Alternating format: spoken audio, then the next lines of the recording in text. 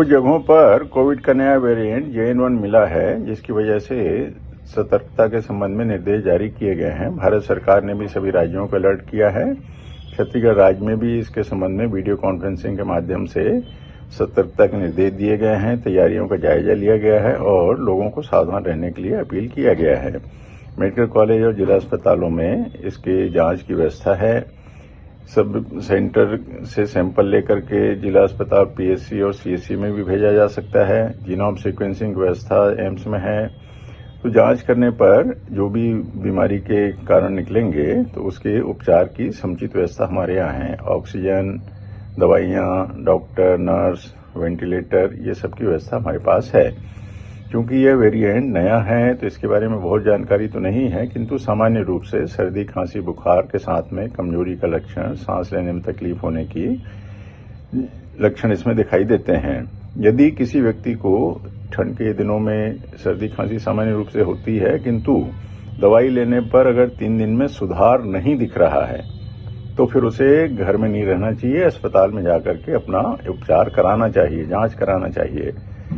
शासन की ओर से जिस प्रकार की व्यवस्था की गई है उसमें जनता का सहयोग जरूरी है। तो जनता को यह भी ध्यान रखना होगा कि हाई रिस्क ग्रुप के सभी रोगी जो 4 श्रेणी में आते हैं उन्हें अतिरिक्त सावधानी की आवश्यकता है। पहली श्रेणी में छोटे बच्चे, वृद्ध व्यक्ति, गर्भवती महिलाएं हैं। दूसरी श्रेणी में वो लोग हैं जिनको डायबिटीज, ब्लड प्रेशर या थायराइड की बीमारी है। तीसरी श्रेणी में वो व्यक्ति हैं जिनको हार्ट, लंग्स, लिवर, किडनी की बीमारी है। चौथी श्रेणी वो है जो इम्यूनो कम्प्रोमाइज्ड है, किसी कारण से अगर कैंसर की दवा चल रही है, उनको खून में कोई खराबी हो, ल्यूकेमिया, थैलीसीमिया, सिकल सेल या कोई ट्रांसप्लांट हुआ हो जिसके कारण स्टेरॉइड दिया जा रहा है, तो ऐसे व्यक्ति इम्यूनो कम्प्रोमाइज्ड होते हैं। तो चारों श्रेणी के व्यक्तियों को अतिरिक्त सावधानी रखना है।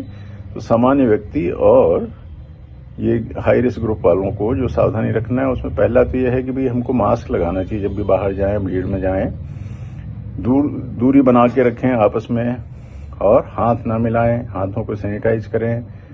साथ ही जिसको सर्दी, खांसी, छींक रहा है अगर कोई व्यक्ति, तो उससे दूर रहें, क्योंकि ड्रॉपलेट इन्फेक्शन से यह फैलता है।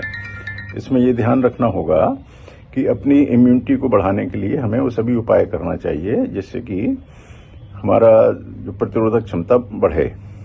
समय पे भोजन करना, समय पर उठना, नींद पूरी होना, पौष्टिक भोजन लेना, हल्का एक्सरसाइज भी करना, ये इसमें शामिल होता है।